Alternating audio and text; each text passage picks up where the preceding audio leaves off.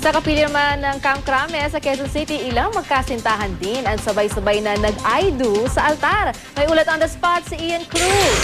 Ian!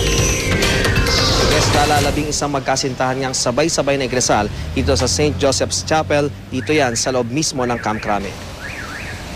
Sila kilala yung mga pulis at non-uniform personnel ng PNP na nagpasyang magpakasal sa PNP mass wedding ngayon nga araw ng mga puso. Si AFP PNP Bishop Leopoldo Tumulak ang nanguna sa pagkakasal sa mga magsing-irog. Karamihan nga sa kanila ay naikasal na rin daw sa huwes, pero iba pa rin daw ang kinasal sa seremonya ng simbahan.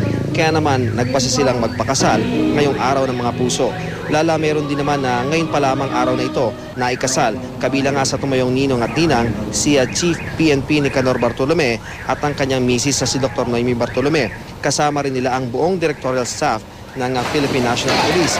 Libre ang kasal at sagot ng PNP ang lahat ng gastos. Gayun na rin yung kanilang reception. May cash gift din daw ang Chief PNP na aabot sa 10,000 kada ikinasal.